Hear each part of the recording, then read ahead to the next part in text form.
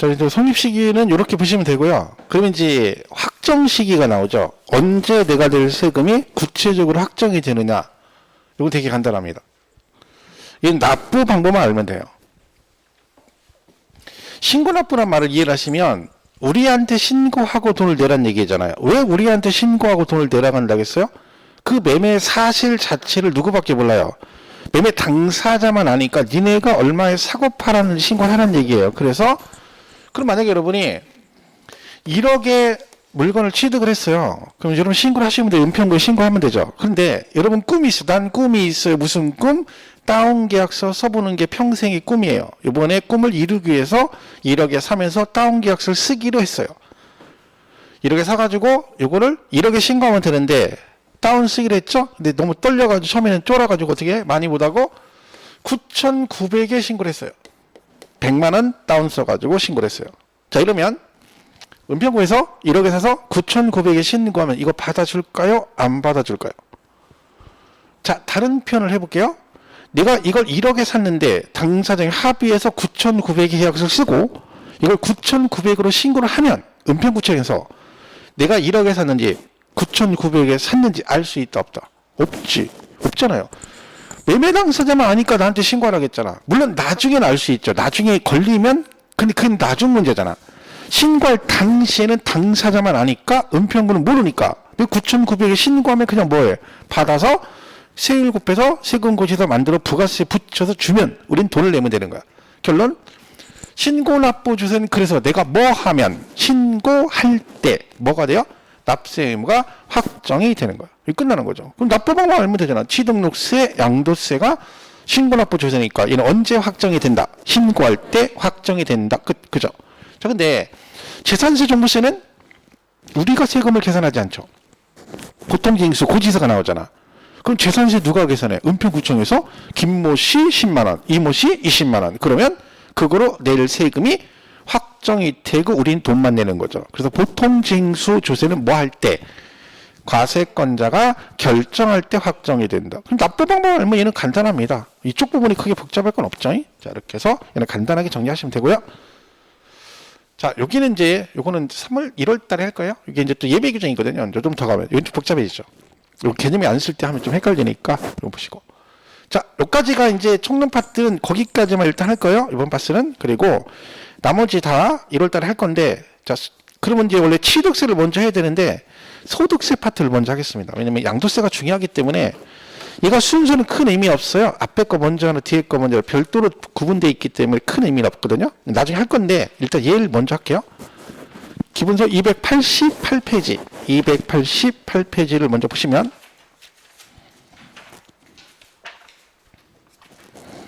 그 소득세라는 게 나오죠. 그죠? 이런 볼게요. 소득세란 말은 그대로 해석한 말 그대로 해석하면 소득이 발생하면 내라 이런 뜻이에요. 소득이 있으면 세금을 내라는 얘기죠. 근데 우리 소득이 참 많은 소득이 있습니다. 자, 다양한 소득이 있는데 그 모든 소득을 다 세금을 내는 건 아니에요. 제가 이제 왔다 갔다 하다가 전철 타고 다니거든요. 그럼 올 때 이제 천천히 오면 막 1시간, 2시간 걸린단 말이에요. 그럼 지루하잖아요. 그럼 제가 아침 저녁에 전철 타고 왔다 갔다 하면서 짬 내서 지하철에서 뭘 팔아? 껌을 팔아요. 아르바이트로. 그래가지고 한 달에 1,000만 원씩 벌어. 세금 내겠어요? 안 내겠어요? 만약에 진짜 1,000만 원 벌면 제가 이거 안 하고 거기서 아르바이트 저기 껌만 팔죠. 껌 팔겠지. 그죠? 안 내요. 왜? 걔는 소득이 아무리 많아도 세금을 내는 소득이 아니에요. 그러니까 정해진 소득만 낸다는 얘기죠. 그러니까 포장마차 하거나 아니면 예를 들면 뭐를 해. 뭐 떡볶이 장사를 한다든가 아니면 뭐 붕어빵 장사해서 한 달에 1,000만 원씩 벌어. 그래서 믿거든요. 대한민국에 붕어빵 장사해가지고 한 달에 몇천 버는 사람 있습니다. 부부가. 실제 옛날 몇 년 전에 TV도 나왔었어요. 그분들.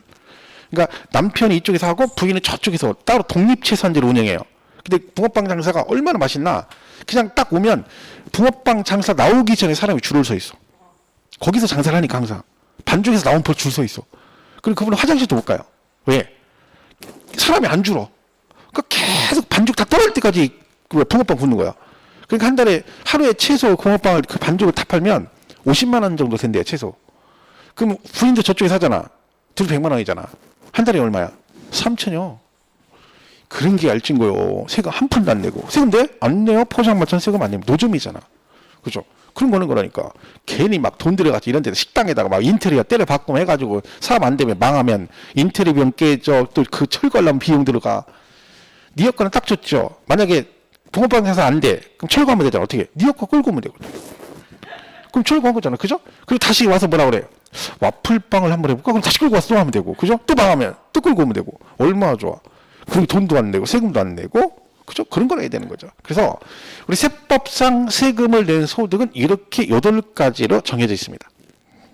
이 6개 소득하고 퇴직금하고 양도소득 이렇게 8가지 소득만 세금을 내도록 정해져 있어요. 자, 그중에 이 6개 소득은 합산해가지고 한꺼번에 합해서 종합해서 종합소득세를 냅니다. 우리 직장 다니는 분들이 내는 게 종합소득세죠. 그럼 내가 만약에 월급을 받아요? 근로소득이죠. 월급 받으면서 본인이 상가 건물 하나 사가지고 뭘 하고 있어? 사업을 하고 있어요. 매매업을, 임대업을 하고 있어? 그러면 걔는 그 본인 소득에다가 사업소득까지 합산한 세금이 나오겠죠.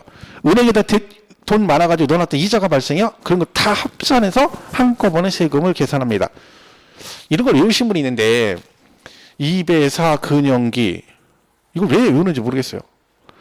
어떤 선생님들은 저거를 2배사 근영기 이렇게 외우시는데 그런 분도 있던데 이거 시험에 안 나옵니다. 2배사 근영기를 못 외워요. 일반 그냥 이 구분만 구분되는 거야. 근데 보세요. 이 두 개, 나머지 두 개는 이게 중요한 거야. 얘네 둘은 여기다 합산하진 않아요. 그러니까 퇴직금은 따로 퇴직소득세 이렇게 계산하고 양도소득은 양도소득세 이렇게 내는 거예요. 왜냐면 지금은 이직을 많이 하지만 저희 부모님 세대들은 퇴직을 하면 한 번 들어가면 거의 평생 다니다가 마지막에 퇴직을 한 번 하잖아. 그럼 퇴직금을 한 번 받아요. 근데 평생 한 번 받은 퇴직금을 여기다 합산해버리면 얘가 누진세거든요. 세율 자체가. 누진 뜻이 뭐예요? 과표 금액이 커지면 세율이 높아져서 세금이 많이 나온다는 얘기거든. 그러니까 평생 한 번 된 퇴직금을 여기다 합산하면 세금이 많이 나오니까 얘만 따로 퇴직소득세 이렇게 내는 거고, 양도소득도 여러분 여기다 합산 안 하는 이유가, 양도란 말이 세법상 이따 배울 건데 너무 자주 팔잖아요? 그러면 그거를 양도세 부과를 안 합니다. 국세청에서. 야, 넌 너무 자주 사고 팔아. 그럼 너무 자주 사고 팔면 너는 그거는 사업을 하고 있는 거네. 그래서 매매를 업으로 하고 있네. 그래서 사업소득으로 종합소득세가 나올 수 있어요. 원래 양도세 개념은 일시적, 우발적 소득이라고 그래요. 그러니까 어쩌다가 한 번 파는 걸 말하는 거지. 근데 보통 뭐 우리가 투기 돈 있는 사람들이야, 수도권 사람 돈 있으니까 투기를 많이 하니까 막 자주 사고 팔지만 일반 서민들은 일평생 집 한 번 사는 거야. 처음에 결혼해가지고 어떻게 직장에서 한 집을 사죠? 오랫동안 막 해가지고 어떻게 그것도 은행 공동 명의로 샀다가 나중에 내 단독 명의가 딱 되는 순간, 야 이제 내 집이야 하는 순간 집을 팔아야 돼. 왜? 딸내미 시집 간답니다. 아들내미 장가 간답니다. 붙어줄 게 없잖아. 그죠? 그럼 가진 거 집 하나 있잖아. 내 집 되자마자 팔아야 돼. 요거 한 번 딱 팔아. 일반 서민들은 평생. 그게 양도는 어쩌다가 파는 거 말하는 거야. 그죠? 그러니까 얘도 여기다 합산하지 않고 그래요. 사실은 이게 이제 여기에 뭐 금융투자소득이라는 게 있어요. 이게 이제 이번에 추가가 되긴 해야 되는데 지금 뉴스에서 계속 정부랑 싸우는 게 뭐예요? 그 주식 있잖아요. 주식하고 선물 옵션 하는 거 있죠. 그게 금융투자 소득이거든요. 그걸 따로 뺐어요. 원래는 주식을 팔면 양도세를 내거든요. 근데 걔가 금융투자 소득 그래가지고 이걸 빼가지고 내년 1월 1일부터 시행을 하겠다 그런 얘기인데 지금 정부에서 반대를 하죠. 유예하자 2년을 다. 근데 민주당이 지금 반대를 하고 있거든요. 왜? 이게 부자 감사라고 하는데 대표적으로 주식을 예를 들면 내년부터는 주식을 해가지고 주식 1년 동안 소득이 소득이 5천 이상이면 5천만 원 초과되면 무조건 20%를 세금을 띄어가겠다는 거예요. 제가 볼 때 도둑놈들입니다. 이거 그죠? 이게 부자 감세가 아니라 부자들은 그 위에 차라리 막 상향해서 뭐 100억 이런 애들 하는 걸 5천만 원이면 1년에 5천이면요. 일반 주식 하는 사람 많잖아요. 일반 개미군단이라죠. 그 사람들은 세금 5천만이 버는 사람 많지는 않아요. 그 기준이 너무 작죠. 그 넘어가면 또 20% 세금을 띈다는 건 좀 무리죠. 근데 저는 이걸 이해가 안 돼. 민주당에서 이걸 왜 반대하는지 모르겠어요. 혹시 미친놈들이에요. 부자 감사라고 지금 반대를 하는 거거든. 근데 여당에서는 이제 지금 안 좋잖아요. 여러 가지 주식시장도 안 좋고 부동산 그런 게 안 좋으니까 2년 유예하자. 근데 뭐 민주당에는 또 뭐 그러면 뭐 거래세를 낮추자 뭐 이러니까 정부에서는 또 그거 낮추면 세수가 몇 조가 주니까 힘들다 뭐 이러고 있는 거지 지금. 근데 아직 결정 어떻게 될지 모르겠어요. 올해 말까지 결정이 안 되면, 유예가 안 되면 내년 1월 1일부터는 이제 여기 뭐가 들어가요? 금융투자소득이라고 들어가요. 근데 상관없는 게 우리 시험하고는 크게 관계는 없거든요. 주식은 뭐 우리하고 관계없죠. 그러니까 만약에 그렇게 되면 그때가 정리하면 되고, 대신 여기서 우리가 기억할 건 뭐냐면 이 양도소득은 다른 소득과 합산한다 안 한다? 안 한다. 요것만 기억하면 돼요. 만약 얘가 들어왔어. 그러면 양도소득은 종합소득, 퇴직소득, 금융투자소득과 합산하지 않고 구분하여 계산한다? 요것만 기억하시면 돼요. 실제 시험에 몇 년 전에 정답으로 나온 적이 있어요. 옳은 걸 고르시오. 양도소득은 종합소득, 퇴직소득과 구분하여 계산한다? 맞지? 합산한다? 그럼 틀려요. 그것만 기억하시면 돼. 그러면 시험은 종합소득세가, 아니 양도세가 나오는데 여기서 이 종합소득세에서 하나 나오는 게 있습니다. 뭐냐? 여기. 이 사업소득이 뭐냐면 사업을 하는 거죠. 그러니까 부동산 매매업, 뭐 그다음에 부동산 중개업, 그다음에 대표적인 부동산 임대업, 요거죠. 그 중에 뭐가 시험에 나와? 임대업. 부동산 임대 소득에 관한 게 시험에 출제가 됩니다. 왜냐면 지금 이슈가 최근 몇 년 동안 계속 임대사업자, 임대주택 그게 굉장히 복잡하잖아요. 그게 이슈가 되니까 계속 시험에 나왔고, 올해 시험에 부동산 임대업에 관한 게 나왔어요. 두 문제나 나와. 원래 한 문제 나오는데 하나가 계산 문제예요. 그 중에 하나가 계산 문제인데 뭐 이런 얘기하자면 저는 그 계산 문제 못 풀었어요. 저는 못 풀겠더라고. 선생님도 못 푸는 문제를 수험생이 푼다는 건 말이 안 되는 거죠. 제가 볼 때 대한민국에서 그거 푸신 선생님 별로 없을 거예요. 왜? 강의를 안 해요. 한 번도 해본 적이 없고요. 책에도 없어요. 법조문에만 있어. 어디 차 구석에. 그래서 생각해보세요, 여러분. 중개업자가 부동산 임대소득이 얼마인지 그걸 계산을 우리가 왜 해? 그 문제 되는 거 자체 잘못됐어요. 그죠? 근데 그건 손을 댈 수가 없어요.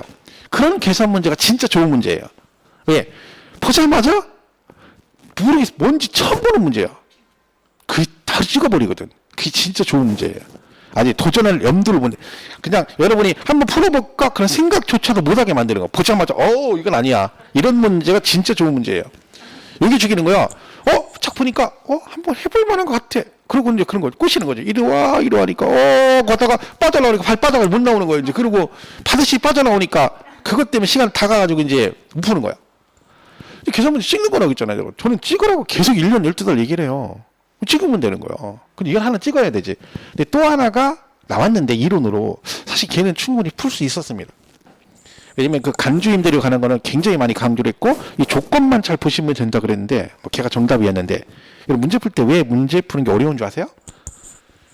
세법이 16개가 나와요. 그 올해는요, 제가 볼 때 총론 2문제, 계산 문제 2개 나왔고요. 양도세 문제에서 한 4개에서 5개 정도는 좀 어려웠어요.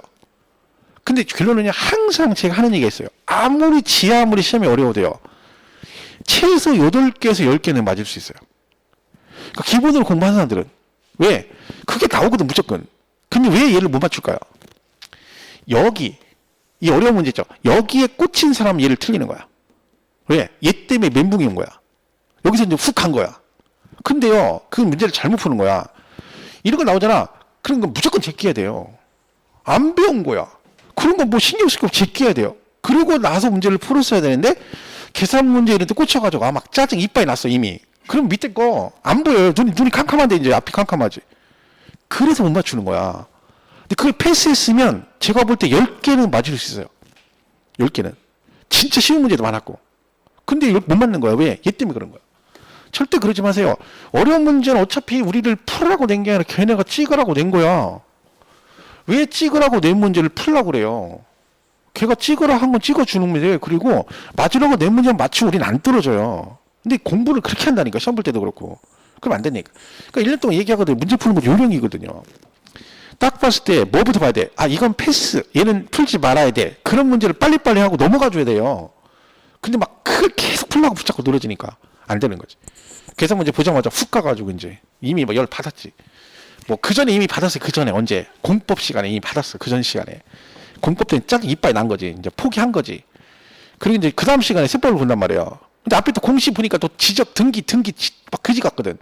그 마지막에 세법 보잖아. 마지막 문제. 그러니까 막 세법은 대충 보려고 또 거기다 막 앞에 보니까 뭐요? 모르는 거 두 개 뭐 뜩 나왔네. 처음부터 두 개가. 진정한 플라디 밑에 계산 문제가 나왔네. 두 개가. 돌아버리는 거야. 이제 자포자기죠. 에이씨, 이제 끝났다, 틀렸다 하고 이제 막 찍어대는 거야. 이제. 그리고 나와서 쌍욕하는 거지. 세법 거지 같네. 뭐 하고 막, 아유, 이렇게 되는 거예요. 그러지 마세요. 내가 하는 것만 하면 돼. 아는 것만 맞추라니까? 그럼 안 떨어진다니까요. 60점 맞을 수 있다니까. 그렇죠? 명심하시고. 하여튼 요건 이렇게 보시면 돼요. 그럼 이 중에 이제, 우리 지난번에 했어요, 이거. 거주자, 비거주자. 소득세는 이게 되게 중요한 개념이에요. 이건 국세에서만 쓰는 용어예요. 거주자, 비거주자는 국세에서만 써요. 지방세는 저런 거 안 써요. 그럼 거주자가 뭐고, 비거주자가 뭔지는 꼭 기억을 하셔야 돼. 자, 거주자는 뭘 거주자란다? 어디에? 우리나라에 주소가 있으면 거주자예요. 그럼 무조건 주소가 있으면 거주자예요. 근데 주소가 없는 사람도 있다는 얘기죠?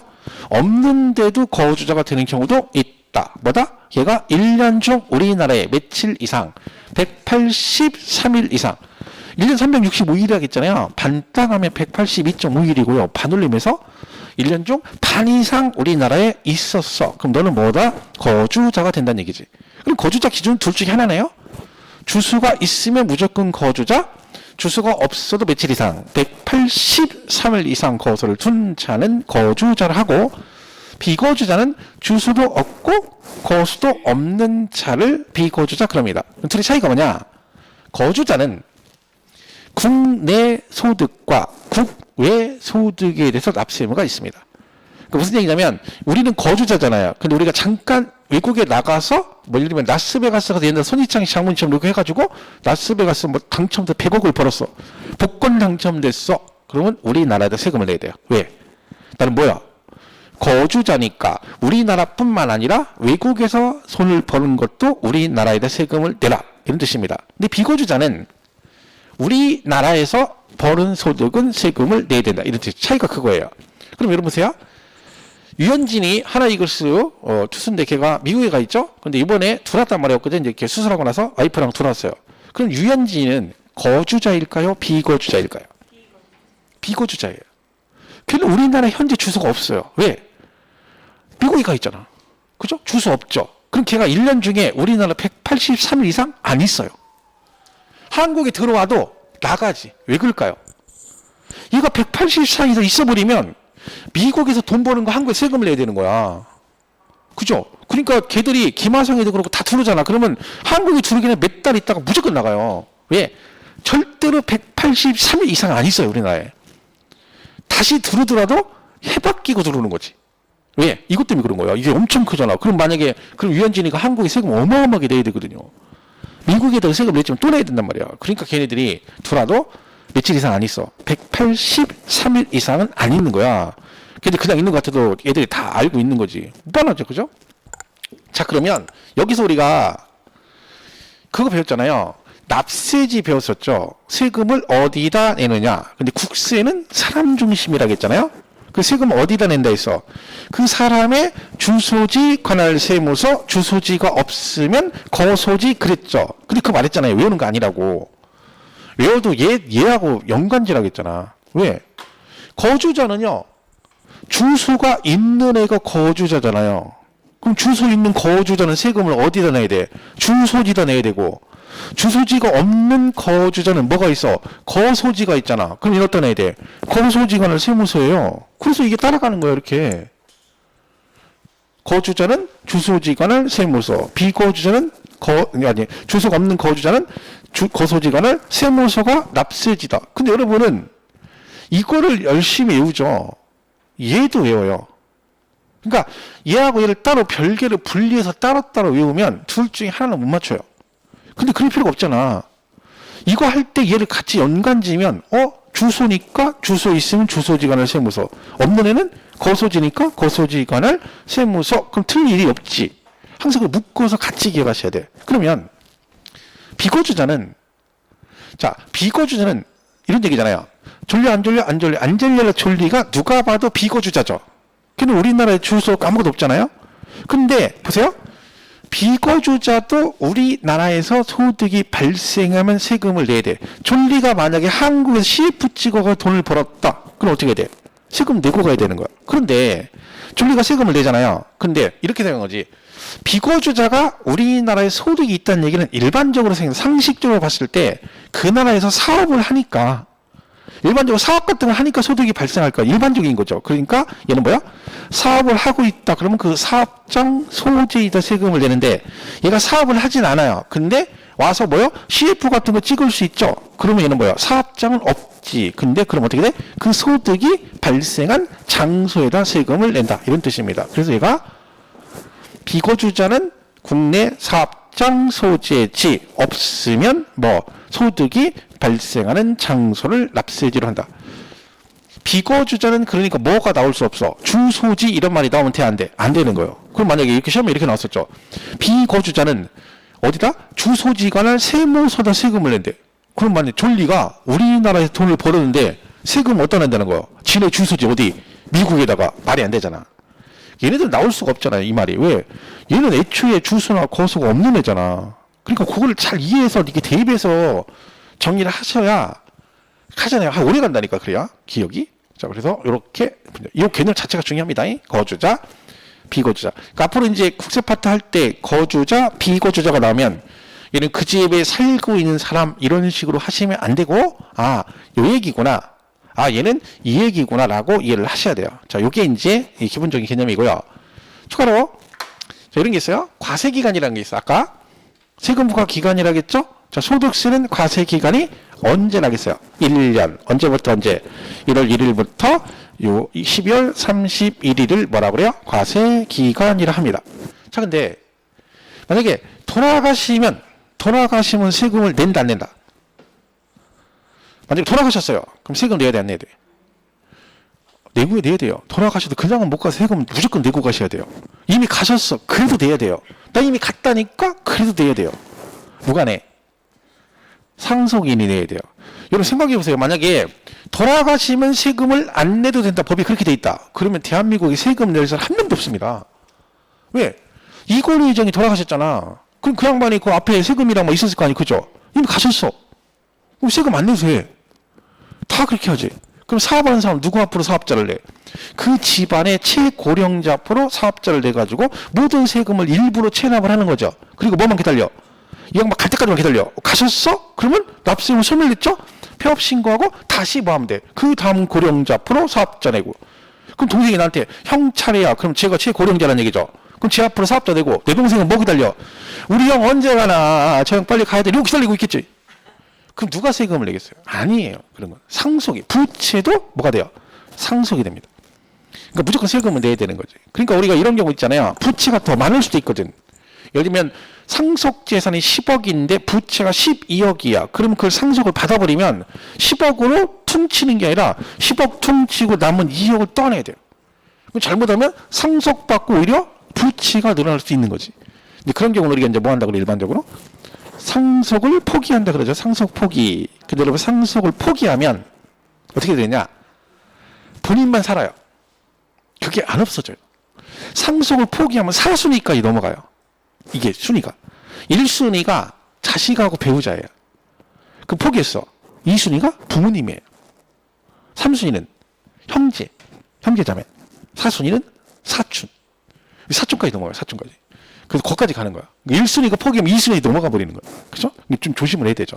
그러니까 그 원래 이게 한정승인이라고 한정승인. 그러니까 그걸 신청하면 내가 받은 상속재산 한도 내에서 부채를 갖겠다고 처음부터 신청을 하잖아요.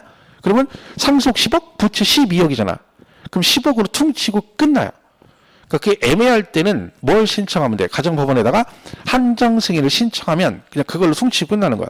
근데 했더니 나중에 정산해 보니까 부채 말고 상속재산이 더 많아. 그럼 그런 상속 받을 수 있거든요. 근데 그런 식으로 보통 많이 하죠. 어쨌든 세금은 내셔야 된다. 그래서 언제까지? 돌아가신 날까지는 세금을 내야 되겠죠. 그래서 이렇게 되는 거고, 뭐 이거는 뭐 외국으로 출국했다. 그럼 출국할 때까지 발생된 세금은 내야 됩니다. 저는 이걸 묶어서 뭐라 그래요? 과세기간. 그런데 우리가 추가되는 건 소득세니까 뭐만 잘 기억하시면 돼. 1월 1일부터 12월 30일이다. 이건 과세기간 그럽니다. 자, 이제 여기까지 이제 기본 보시고, 자, 이제 중요한 양도세를 일단 보겠습니다. 양도세는 292페이지 나오는데 문제는 5문제 정도 항상 출제가 됩니다. 근데 그 중에 계산 문제 항상 하나 나오고요. 그러니까 이 계산 문제는 거의 양도세에서 10번 나오면 9번은 얘가 나와요. 우리도 뭐 계산 문제 2개 나왔는데 양도세 나오고 하나가 부동산 임대소득이 나왔고요. 이렇게 되는 거죠. 작년에도 양도세가 나왔고 거의 양도세 파트가 나옵니다. 그러니까 내년에도 뭐 만약에 계산 문제 나온다 치면 뭐 양도세가 나올 확률이 굉장히 높겠죠. 뭐 그럼 찍으면 되는 거지. 신경 쓸 거 없고요. 자, 얘 이름이 양도소득세입니다. 자, 여러분이 집을 팔았습니다. 100억을 받고 팔았어요. 집을. 뭐 집이라면 좀 없고, 뭐 땅 같은 거 이제 부동산을 100억에 팔았어요. 그럼 양도세를 내야 될까요? 안 내야 될까요? 낼 수도 있고, 안 낼 수도 있어요. 그러니까 이걸 팔았다고, 자 보세요. 양도를 했어요. 100억에 팔았죠? 그럼 얘가 이름이 양도세가 아니고요. 양도, 뭐야? 소득세요? 무슨 뜻이에요? 팔았다고 세금을 내는 게 아니라 뭐가 생겨야 돼? 소득이 있을 때만 낸다. 이 소득을 우리가 뭐라고 표현하냐면 차익이라고 그래요. 그러니까 아무리 비싸게 팔아도 남는 게 없으면 세금, 손해보고 팔았는데 세금 내려고 하면 안 되잖아. 얘가 110억에 샀어. 살 때 110억에. 지금 100억에 팔아. 손해봤잖아. 세금 내? 아니에요. 절대적으로 양도세는 차익이 없으면 뭐가 됐든 세금 절대 내지 않습니다. 당연한 얘기죠. 그래서 양도를 해서 차익이 생기면 내는 세금이 뭐다? 양도소득세입니다. 자, 그러면 이거를 이제 이렇게 해서 뭐 이제 흐름은 똑같아요. 아까 제가 잠깐 설명했죠. 얘도 이런 식으로 흘러가는 거예요. 뭘 팔면 양도세를 낼지를 쭉 정해줍니다. 그죠? 그리고 얘가 이제 누가 세금 거주자, 비거주자 정해주는 거고, 그리고 과세 표준 어떤 식으로 계산하고 여기다가 얼마의 크기만큼 과세할 것이 세율. 그리고 얘는 납부 방법이 신고 납부잖아요. 양도세니까. 그럼 언제 얘가 예정 신고도 있고 뭐도 있고 확정 신고도 있고 이거 이행하지 않으면 가산세 부과되고 이런 식으로 흘러가는 걸 배우는 거죠. 자, 오늘은 뭘 배우냐면 이 대상을 얘는 뭐 하면 세금을 내는 거야. 예. 양도를 해야 돼요. 양도했을 때 세금을 내요. 그리고 양도해가지고 그 다음 뭐? 소득이 생기면 세금을 내죠. 그럼 뭐부터인지 알아야 돼요. 그러면 양도세는 어떤 경우는 양도로 보느냐, 어떤 경우 양도가 아니냐 이걸 구분해야 돼요.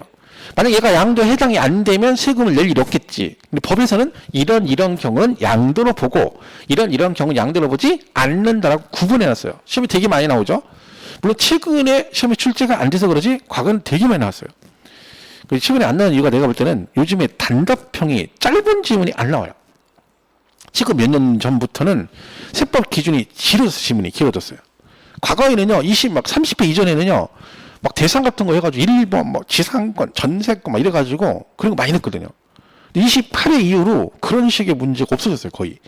근데 모르죠. 또 한번 나올 수 있으니까. 어쨌든 중요한 부분이에요, 이분은. 그래서 뭘 먼저 구분해야 돼?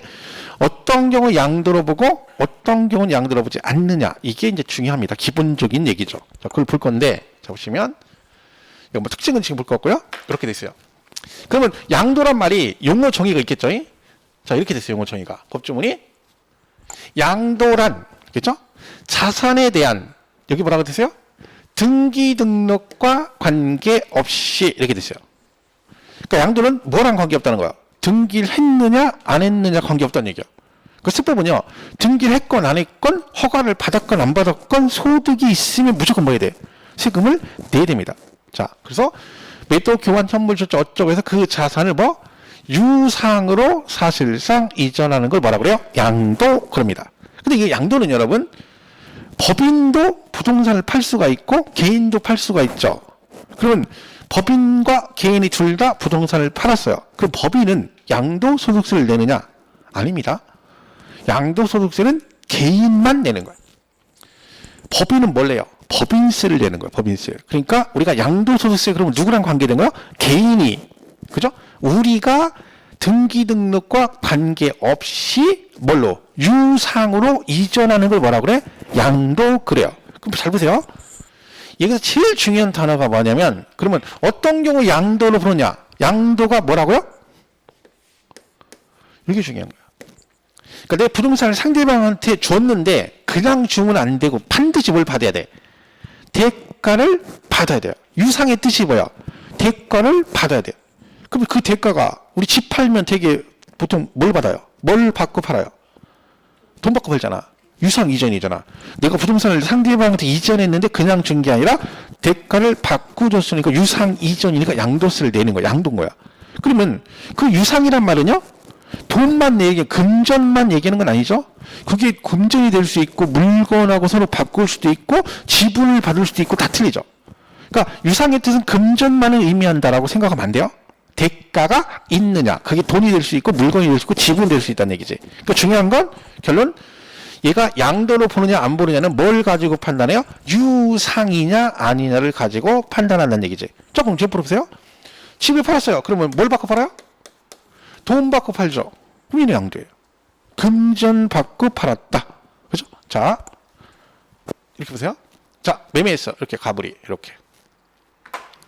우리가 보통 이런 식으로 거래하잖아요. 부동산을 팔 때 돈 받고 서로 주고 받잖아. 이거 할 때 우리 뭐 한다 그래? 매매한다 그러죠. 사고 파는 거예요. 이게 대표적인 양도입니다. 지금 그러면 갑을 중에 누가 양도를 한 걸까요? 갑을 중에. 누가 팔았어? 갑이 팔았잖아요. 갑이 부동산을 넘겨줬죠? 근데 그냥 넘긴 게 뭘 받았어? 금전을 받았지. 그럼 갑은 유상으로 이전을 했네요. 그러니까 양도를 한 거지. 그러니까 매매한다 그러는데 여기는 이제 뭐라 그래요? 얘가 매도를 한 거고 얘는 매수를 한 거죠. 그럼 여러분 보세요. 이 취득세하고 양도세는 같이 맞물려 가는 거예요. 왜? 한쪽에서 팔았으니까 다른 쪽은 샀겠지. 서로 사고 파는 거잖아. 그럼 지금 우리가 양도세에서 얘는 양도로 보는데 이렇게 배우잖아요. 그럼 취득세 가면 뭘 배우냐면 유상승계 취득할 때 얘가 또 나와요. 왜? 얘가 유상으로 뭐 했대요? 이전했잖아. 유상 이전이잖아. 그러니까 양도잖아. 그럼 얘가 유상으로 이전했으니 얘는 뭐 한 거예요? 유상으로 뭐 한 거예요? 취득한 거지. 그죠? 한쪽은 양도세 내고 한쪽은 뭘 내요? 취득세를 내겠지. 똑같이 가는 거야. 지금은 누구 입장에서 얘기를 하는 거예요? 갑의 입장에서 얘기하는 거고, 나중에 취득세 가면 이걸 써놓고 누구 입장에서 설명해? 우리 입장에서 설명을 하겠지.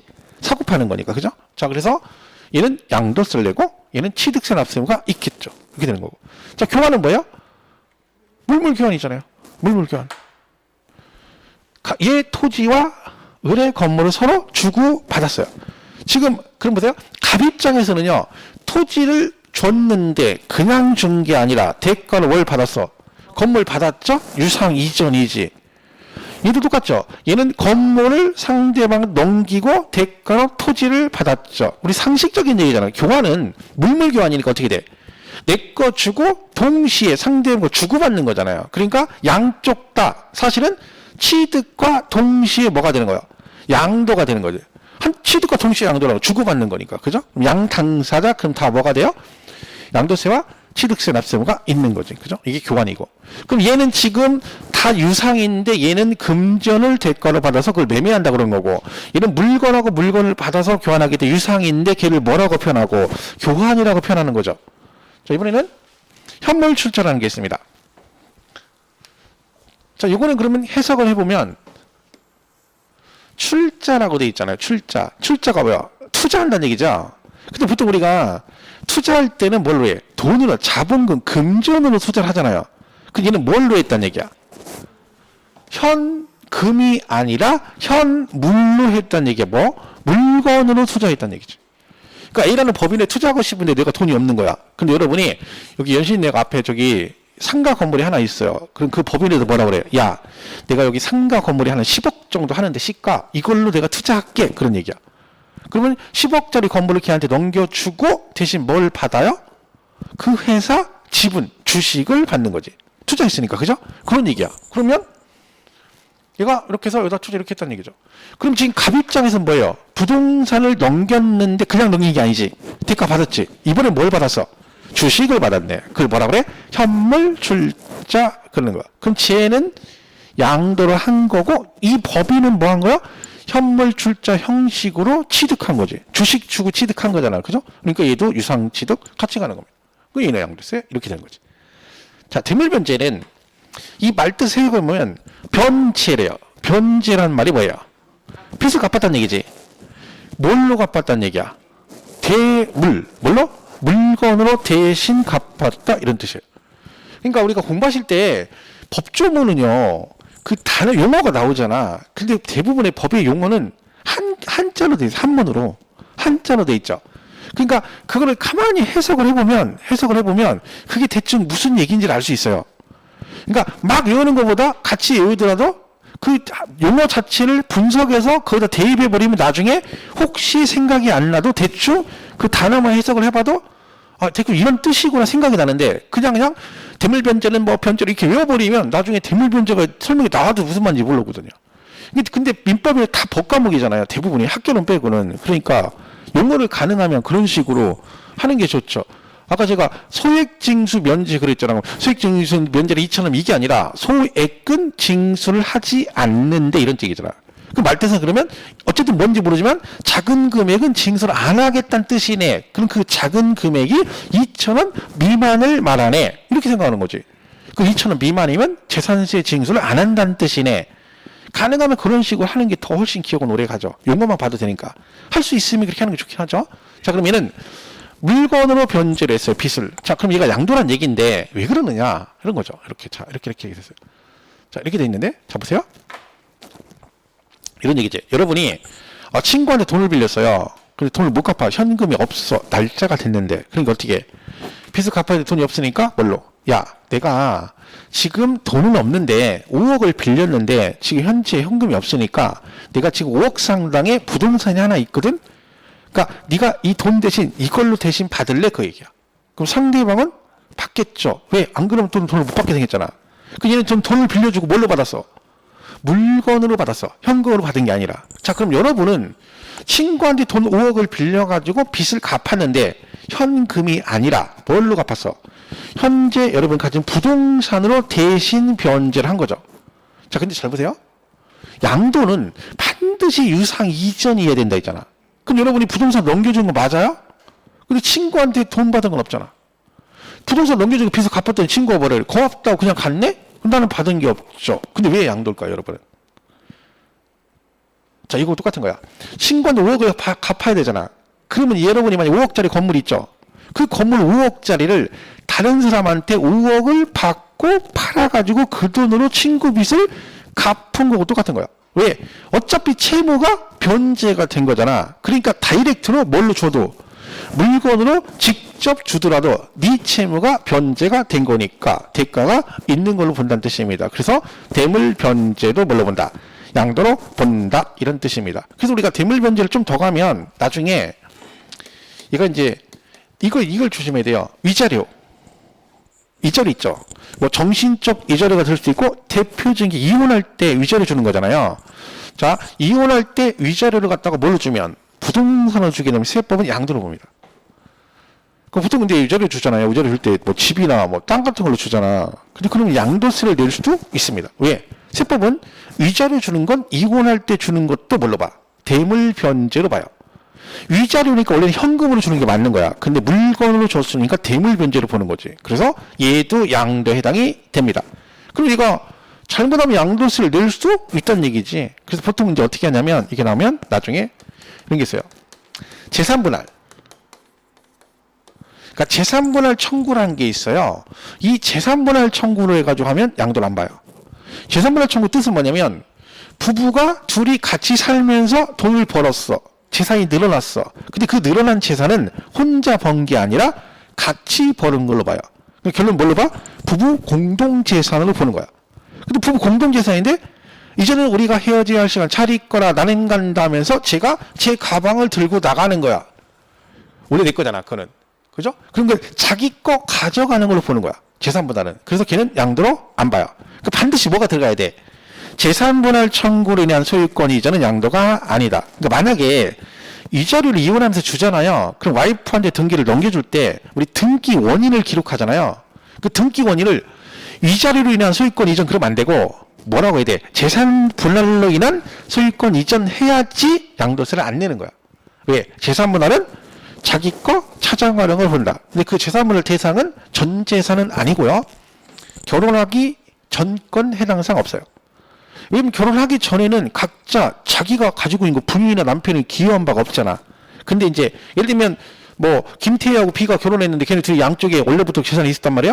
근데 둘이 결혼하고 나서 어디 빌딩 하나를 뭐 1,000억에 샀다. 그럼 나중에 둘이 이혼하게 되면 뭐만 분할 대상이야? 원래 지네가 가지고 있던 건물들은 분할 대상이 아니고 결혼하고 나서 그 1,000억 주고 빌딩을 사면 걔만 분할 대상이 되는 거야. 왜? 그거는 같이 보는 걸로 보는 거지. 그래서 이제 분할 대상은 그렇습니다. 어쨌든 중요한 건 지산 분할의 말 들어가면 양도가 아니다 이런 얘기죠. 그러니까 사실 아까 물납 배웠잖아요. 물납도 하게 되면 세법은 양도로 봅니다. 그럼 왜 물납을 양도로 볼까요? 원래 세금은 뭘로 내야 돼? 원래는 현찰박치기잖아. 현금으로 내야 되는데 세금 뭘로 낸 거예요? 물건으로 냈으니까 얘도 뭐야? 대물변제지. 물건으로 갚은 거잖아. 그죠? 그러니까 얘도 대물변제가 되는 겁니다. 이렇게 보시면 되고. 자, 그래서 대물변제 이렇게 보시면 돼요. 자, 그 다음에 이제 여기서 중요한 게 이겁니다.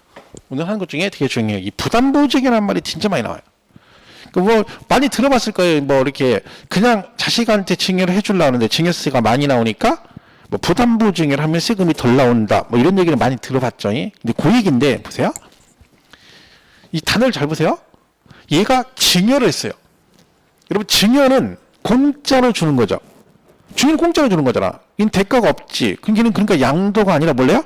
증여세를 내잖아요. 근데 증여를 했는데 양도세 지금 얘기를 하고 있잖아. 그럼 얘는 무슨 뜻이겠어요? 그 증여한 금액 중에서 일부는 뭘로 보겠다는 거야? 양도로 보겠다는 얘기야. 그 일부가 뭐냐? 그런 거죠. 이걸 해석하면 무슨 뜻이겠어요? 야, 내가 이걸 너한테 공짜로 줄게. 고마워하고 가져가려고 하니까 걔가 버려. 이게 뭐야? 대신 뭐가 있어? 조건이 있어. 그 얘기야. 이해가시죠? 내가 이걸 네 건물을 너한테 증여를 해줄 건데 대신 조건이 있어. 근데 조건이 뭐니? 그랬더니 뭐래요?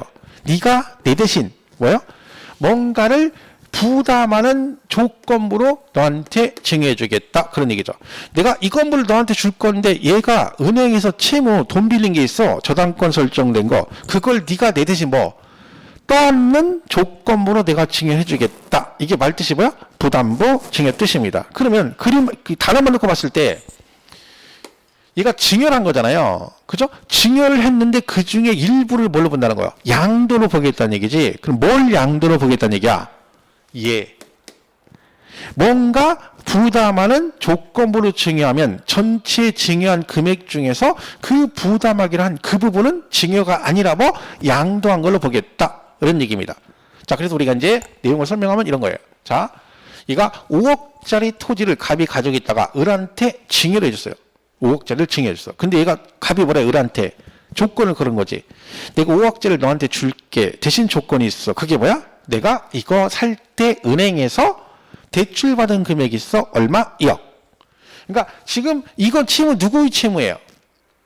갑의 채무잖아. 갑이 토지 5억짜리를 가지고 있는데 거기 은행 채무 2억이 저당권 설정이 돼 있는 거지. 그걸 을한테 주면서 뭐라 그래? 네가 내 대신 얼마? 2억 원을 부담하는 조건부로 5억짜리를 주겠다. 이게 부담보증이에요. 이해가세요? 그러면 이 상태에서 얼마를 양도로 보겠다는 얘기야? 2억 원은 양도로 보겠다는 얘기야. 그리고 나머지 얼마만? 3억은 증여한 걸로 보겠다. 전체 5억이 증여인데 그 중에 2억 원은 증여가 아니라 양도로 보고 나머지 3억만 증여로 보겠다. 이게 부담보증입니다. 자, 그럼 보세요. 이렇게 돼 있는데 그럼 지금 채무액 2억은 양도로 보고 나머지는 뭐야? 증여로 본다. 시험은 이렇게 내죠. 부담보증여 시 채무액에 상당하는 부분은 양도로 보고 채무액을 제외한 부분 얼마? 3억은 뭘로 본다? 증여로 본다. 이렇게 되는 거지. 올해 이제 이게 28회 때 시험에 뭐라고 나왔냐면 부담보증여 시 채무액을 제외한 나머지 금액 그랬어요. 그 채무액은 양도로 보는데 그걸 제외한 나머지 금액은 양도가 아니라 뭐야? 증여지. 이렇게 나온 적 있죠. 자, 그러면 얘는 양도세를 내고 밑에 건 증여세를 낸다는 얘기잖아. 그럼 이 2억 원 있죠. 2억 원. 양도세는 갑을 중에 누가 낼 것 같아요? 갑이 내야 되는 거야. 왜 갑이 내요? 이 채무가 원래 누구의 채무야? 원래 갑 거였잖아. 갑의 채무인데 을한테 떠넘겼죠. 그럼 갑 입장에서는 채무가 변제가 된 거잖아. 왜? 을한테 떠넘겼으니까. 그럼 뭐가 똑같은 거야? 을로부터 돈 2억을 받아가지고 은행비 갚은 거 똑같은 거지. 아까 대물변제 형식이 돼버린 거지. 그러니까 너는 이만큼은 돈 받고 파는 걸로 봐서 양도로 보고 갑이 내고 나머지 3억은 증여니까 누가 내야 돼? 수증자 을이 내는 거야. 증여는 무조건 받은 사람이 내는 거야. 증여받으면. 그죠? 요게 이제 부담보증여 뜻입니다. 그런데 우리 공부할 때는요, 요것만 보면 안 되고, 얘는 뭐 내야 돼? 취득세를 내야 되잖아. 이거 받았으니까. 항상 얘는 같이 기억하셔야 돼. 자, 근데 얘는 취득세는 아주 간단해요. 왜? 줄긋기 하면 돼, 줄긋기. 자, 주는 애가 채무액은 뭐 했대? 양도를 했대. 양도가 뭐라고요? 유상 이전이래. 그럼 취득한 애는 유상 취득이지. 파는 애가 유상이니까 얘는 유상 취득. 나머지는 주는 애가 뭐? 증여니까 받는 애는 증여. 뭐가 이게 어려워요? 아주 쉽죠. 근데 이거를 취득세에서 최근에 정답으로 냈었거든요. 근데 웃긴 게 뭔지 아세요, 여러분? 이거를 막 열심히 공부해요, 양도세. 그죠? 그 얘를 또 따로 공부해요. 그러니까 내용은 같은데 따로따로 공부하니까 나중에 얘는 맞추고 얘는 틀려. 웃긴 거잖아. 항상 같이 기억하셔야 돼. 이쪽과 하나만 기억하면 취득세 기억할 필요도 없죠. 왜? 줄긋기 하는 거잖아. 판 놈이 돈 받고 팔았으니 난 돈 주고 샀고, 주는 애가 공짜로 줬으니까 나는 공짜로 취득한 거지. 유상, 무상. 이게 초딩도 하는 거지. 이걸 못 맞춘다니까. 근데 중요한 거는. 크게 돌아버리는 거. 이게 시험에 나왔는데 이게 정답으로 나온 게 이건 최근에? 몇 년 전에? 정답으로 다음 주 옳은 걸 고르셔가지고 부담보증여 시 채무액에 해당하는 부분은 유상으로 취득한 거로 본다? 정답이잖아. 이게 난이도 문제가 아니잖아요. 그러니까 이런 걸 틀리면서 나중에 뭐라 그러는 거야. 뭐 문제가 어렵네, 그지 같네 하는 거야. 원래 문제 탓하고 어렵다고 난이도 따져서 누가 따져? 떨어진 사람이에요. 그런 걸. 떨어진 사람이. 여러분 학교 간 사람이 그런 거 얘기하는 거 봤어? 아니 그냥 어려운 데 붙었어. 그럼 그 사람들 씩 얘기 안 해. 누가 계속 얘기하는 거야? 떨어진 사람들이 계속 하는 거야. 막 공법이 그지 같네, 문제가 뭐 해서 마치 그래서 떨어진 것처럼. 아니에요, 여러분. 시험은 쉬운 걸 못 맞췄기 때문에 떨어진 거야. 절대적으로 착각하시면 안 돼요. 어려운 문제를 못 풀어서 떨어진 게 아니라 쉬운 문제를 실수하고 뭐하건 그래서 떨어진 거야. 근데 핑계를 이제 대야 되니까 뭘 따는 건 난이도 어렵다 하고 막 안 되면 나중에 선생 가는 거지. 막 선생이 뭐 그지같이 가르쳤다는데 뭐 배운 거 하나도 안 났다 했었고 뭐 말도 안 소리가 앉았지. 안 배운 거 나왔다고. 그럼 배운 건 다 맞춰야지. 그잖아요. 이상한 논리죠. 이번에도 막 하니까 막 공법 선생님도 막 까고 뭐 공법은 내가 볼 때는 어쩔 수 없어요. 선생님도 뭐 문제를 그렇게 내면 방법이 없어요. 어떤 선생님도. 출제위원이 또라이인 거지. 그렇게 내면 안 되거든. 뭐 어렵거든 이번에요. 안 배운 것도. 근데 그래도 걔도 결국은 기본 한사단은 반은 맞는 거야. 어려운 문제가 많이 나왔어도 전체를 그렇게 되진 않거든요. 항상 우리는 목표를 쉬운 걸 맞추려고 생각해야 돼. 그죠? 자, 근데 얘네 둘이 이런 관계예요. 배우자, 직계존비속이에요. 배우자, 직계존, 부부지간이나 부모자식간. 자, 배우자, 직계존비속을 두 글자로 간단하게 표현하면 뭐라고 한다 해서 이 왼수들. 그죠? 남편이 아니라 왼수다. 그 얘기 많이 들어봤죠. 저도 많이 들어봤어요. 와이프가 막 지금도 그래요. 가끔. 진짜 막 어쩌고저쩌고. 그죠? 자, 직계존비속이 나왔어요. 자, 이거 여러분 생각보다 많이 틀려요. 여러분 형제 자매가는 배우자 직계존비속일까요, 아닐까요? 직계존비속이 아니에요. 여러분 형제들 있죠, 형제들. 오빠 누나 동생 있잖아. 그럼 여러분하고 직계존비속이 아니에요. 아니에요. 직계존비속이 아니야. 직계존 가져가죠. 여러분 중심으로 직계가 뭐야? 직계. 이게 직계야. 직선, 직계. 형제들은 여기 있잖아요. 나하고 옆에 있잖아. 걔는 직계존비속이 아니에요. 그럼 존속은 나보다 존귀한 사람이니까 위에고, 비속은 나보다 천하다 그러니까 내 밑에죠. 그러니까 여러분 중심으로 여러분보다 위에 있는 누구? 부모님이 대표적인 직계존속이고, 비속은 누구야? 내 자식이 비속이 되는 거죠. 형제들은 직계존비속이 아니에요. 근데 여러분 이게 잘 알고 있어야 되는 게 시험 볼 때 이렇게 나와요. 뭐 형제지간에, 뭐 사촌형, 뭐 처남매부지간에 이런 식으로 돼요. 그럼 걔네들이 그걸 왜 표시해 주겠어요? 그 매매 당사자가 배우자 직계존비속이냐 아니냐를 표시해 주는 거야. 왜? 배우자 직계존비속은 또 다르거든요. 세금 내는 게. 항상 그걸 표시를 해줘요. 그러니까 우리가 알고는 있어야 돼요. 근데 의외로 형제지간 이러면 그냥 나 가족이잖아. 그러니까 직계존비속 맞아 하는 사람이 의외로 많아요. 왜냐면 우리가 그런 거 안 따지잖아. 살면서. 필요도 없고. 이 공부하니까 그걸 따지는 거지. 근데 공부하니까 따져야 돼요. 자, 그럼 부모님이 존속이죠? 그럼 여러분의 할머니, 할아버지는 여러분의 존속이 아니에요. 그럼 아니라고 그래요. 그러면 도대체 여러분 어디서 태어났어? 부모님은 어디서 태어났어? 그 부모님의 부모님이 누구야? 할아버지 할머니, 할아버지 할머니 부모님이, 증조할아버지, 또 부모님이, 고조할아버지, 다 존속이지. 비속은 내 자식. 여러분 손자 손녀는 비속이 아니요. 맞아요. 비속, 자식이 자식이잖아. 외손자 외손녀는 비속이 아니에요. 아니라 그러죠. 그죠? 왜? 딸은 내 자식이 아니거든요. 딸은 내 자식이 아니잖아. 그러니까 내 자식이 아닌 딸이 난 자식은 내 비속이 아닌 거지. 그죠? 그 여러분은 자식은 딸은 자식이 아닌 거지. 자식 취급을 안 하는 거야. 훌륭하시네요. 그죠? 여러분 딸이 있어? 딸은 여러분 자식이 아니에요. 그러니까 걔는 비속이 아닌 거야. 맞죠? 웃기잖아. 딸이 내 자식이잖아. 걔는 내 비속이죠. 그럼 딸의 자식도 있고 아들의 자식도 있잖아. 우리는 그게 뭐가 있어? 외손자 외손녀는 내 자식이 아닌 거예요. 그건 저쪽 핏줄이고 이러니까 그게 문제인 거지. 비속이니까 뭐요? 애들 아들 손자도 그렇고 친손자도 내 비속이고 뭐도 외손자도 비속이지. 내 자식의 자식이니까. 다행이죠. 시험은 그거까지 안 나오니까. 그죠? 근데 대부분요. 외손자 그러면 걔는 비속이 아니래. 그러니까 여자들이 그런 거야. 자기들이 그걸 아는 거야. 자기들이 딸은 자식이 아니라고 취급하는 거지. 그죠? 다 비속 맞죠, 비속. 여러분 제가 이 코로나 때문에 재작년에 코로나 있었잖아요. 그때 규제 심할 때 식당에 가면 이런 제안을 했어요. 그때 제가 식당을 갔는데 처갓집에서 갔는데 식구들이 가서 10몇 명이 갔는데 직계 존 비속은 6명까지 가능해요. 테이블에. 근데 들어갔어요. 들어갔어. 쫓겨났잖아. 왜? 누구만 쫓겨났을까요? 누구는 안 된대. 우리 처갓집이 아들 하나에 딸이 셋이에요. 누구 쫓겨났어? 사위 3명하고 며느리가 쫓겨났어요. 사위 셋하고 며느리 하나 있잖아. 우리는 안 된대. 왜? 자, 사위하고 며느리는 직계 존 비속이 아니야. 직계 존속? 아니에요. 아버님이 계시잖아. 그럼 아버님의 직계 비속은 누구야? 아버님의 자식만 비속인 거지.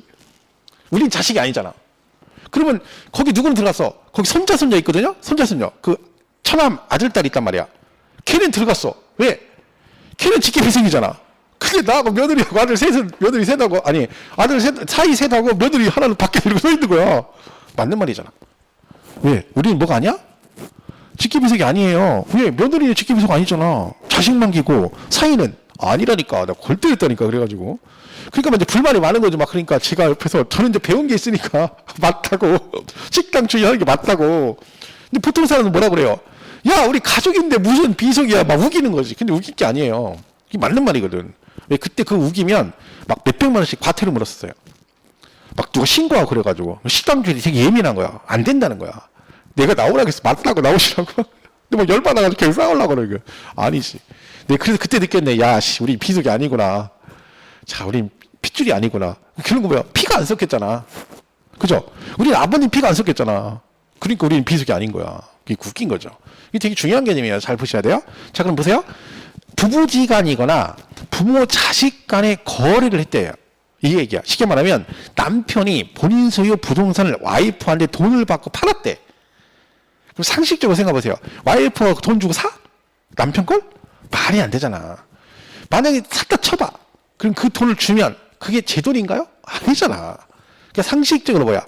식구끼리 뭘 주고받았다는 얘기는 다 뭘로 본다? 공짜로 주고받은 걸로 보는 거예요. 그래서 우리 머릿속에 항상 배우자 직계 존 비속이 나온 뭘로 봐? 증여로 본다. 이걸 꼭 기억하셔야 돼요. 근데 얘가 이런 얘기예요. 증여로 보는데 추정이란 말을 써요. 추정. 추정은 뭐냐면 증여로 보긴 하는데 뭘 하면? 입증하면 그런 거예요. 그러니까 실제로 와이프, 예를 들면 이런 거겠죠. 제 소유의 건물이 있어요. 등기된 건물이 있고 와이프 소유의 건물이 있어요. 그럴 수 있죠. 그걸 둘이 바꿨어. 그건 입증이 된 거지. 왜? 이건 확실하게 부인 거고 이건 남편 거니까 등기가 서로 넘어가면 그건 입증이 되는 거죠. 이런 식으로 뭐가 증여로 보는데 추정의 뜻이 있지만 뭐가 되면 얘가 대가 준 걸 입증하면 그때 뭘로 봐요? 유상으로 볼 수도 있습니다. 근데 그런 말이 없으면 일단 무조건 뭐가 나오면 배우자 직계 존 비속 그럼 뭘로 본다? 증여로 본다. 이렇게 정리를 하시면 되는 거야. 이게 부담부 증여 뜻입니다. 그래서 이거는 나중에 저 취득세 배울 때 이 얘기를 그대로 합니다. 또 왜? 그때는 어디 입장에서 얘기하는 거야? 을 입장에서 설명하는 거고 지금은 누구 입장에서 설명한 거야? 갑의 입장에서 설명을 한 거니까 부담부 증여 되게 중요합니다. 그러니까 여러분 잘 정리해 주시면 돼요. 자, 그래서 여기까지 정리하시고 쉬었다가 안 들어보지 않는 경우 정리를 하겠습니다.